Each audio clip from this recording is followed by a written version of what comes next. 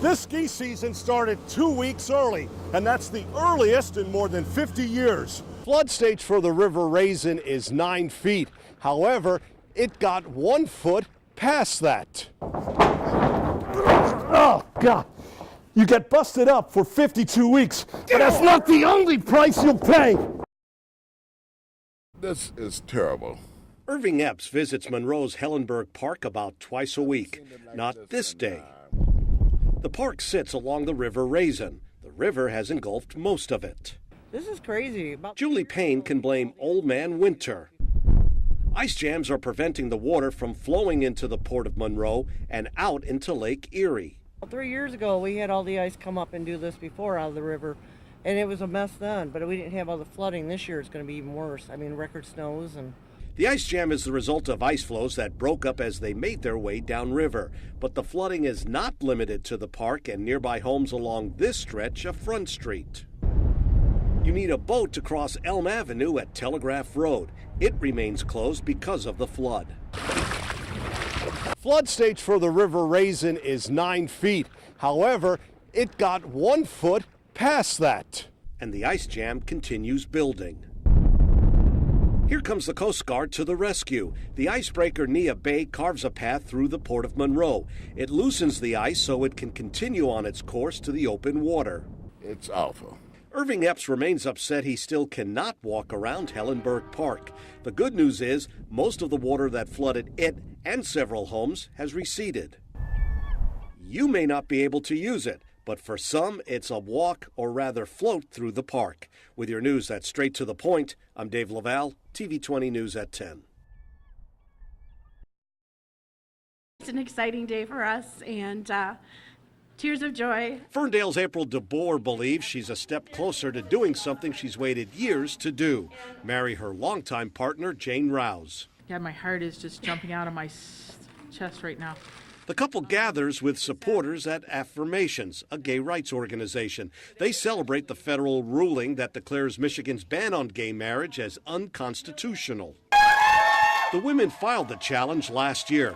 That led to the 2-week trial, which they won. Supporters, including other gay couples, thanked them, but it's the ladies who are grateful. You have no idea how much that has meant to us, and how humble we are to be here representing every one of you. The two women married each other in Massachusetts in 2010. They had hoped to repeat the ceremony in Michigan and adopt each other's children. State law only allows the women to adopt children individually, not as a couple. That led to the challenge of the state's definition of marriage and a legal victory. Congratulations. We are going to get married. We want to get married. But that will only happen once the two women know there are no more roadblocks to them tying the knot. With your news that's straight to the point, I'm Dave Leval, TV 20 News at 10. Probably like 5. That's how many times South Lyons' Connor McCollum has hit the slopes this season. This day finds him and friends at Mount Holly Ski Resort. It's been really cold outside. McCollum is not the only one who shares the view that's put a slight chill on an industry that thrives on winter. We haven't had to make snow for over a month. Mark Tibbetts runs Mount Holly. The resort has everything skiers and snowboarders crave. 7 lifts take you to the 19 trails that cover 105 acres. That includes new terrain parks where you can test your skills. This one will be a good season. It won't be a record season, but it will be a very, very good season.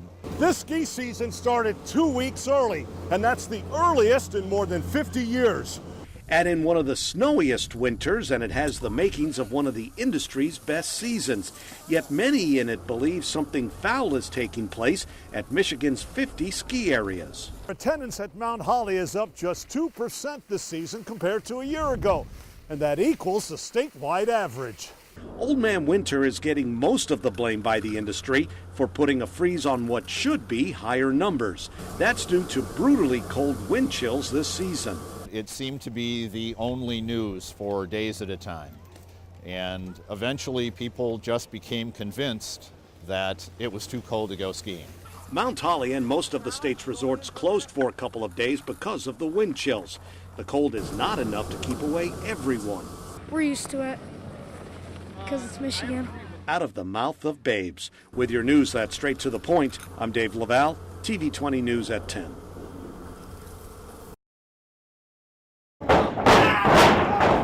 Keith Sweat is not having a good day. It seems like everyone wants a piece of him.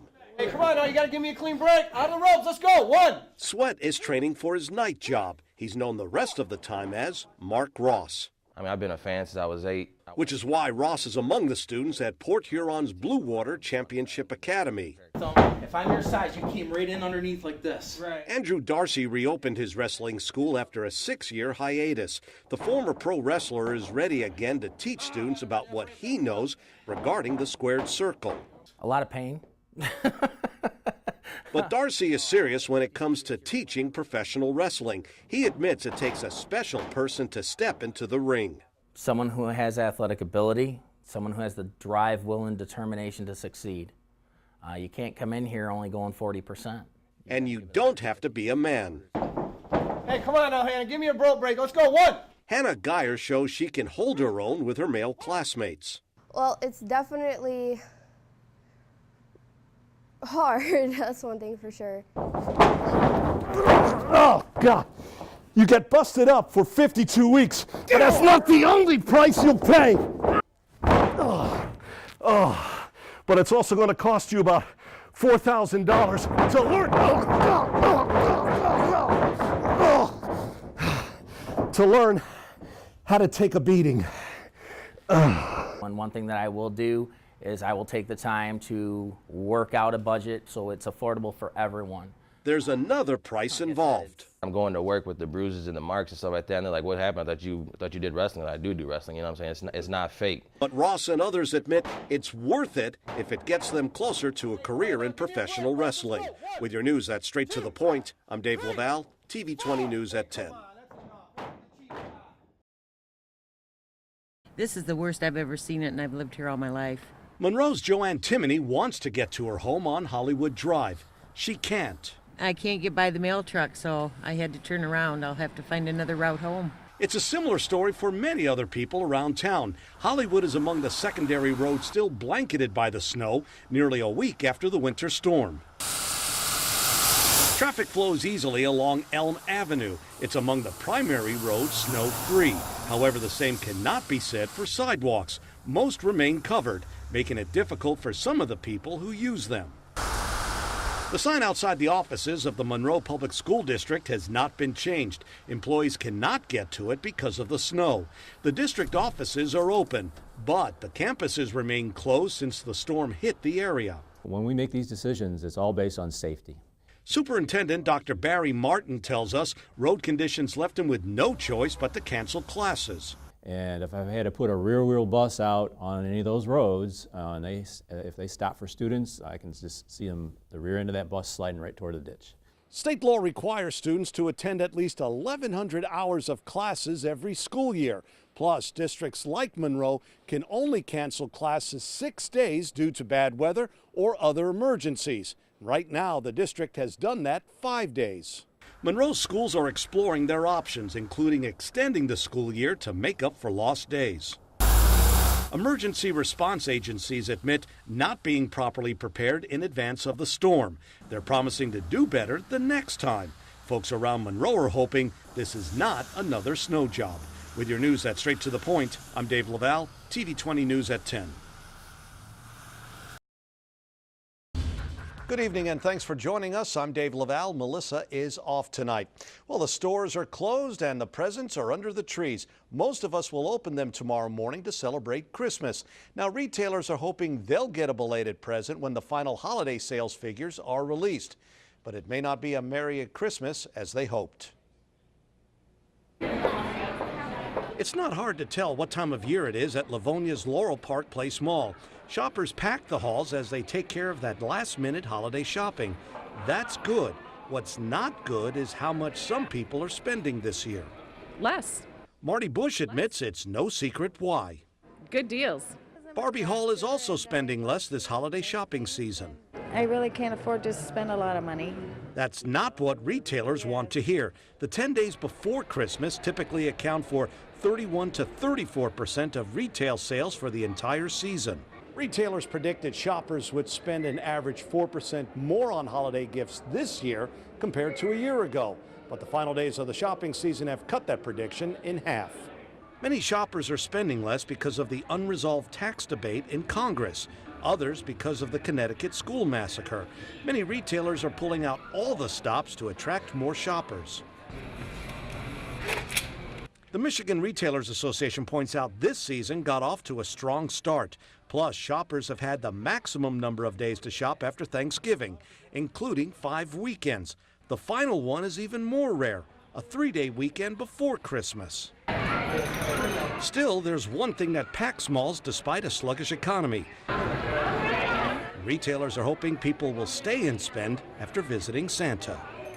And another thing that helped retailers this season is many stores opened Thanksgiving night to start Black Friday sales, and that's the earliest it's ever happened.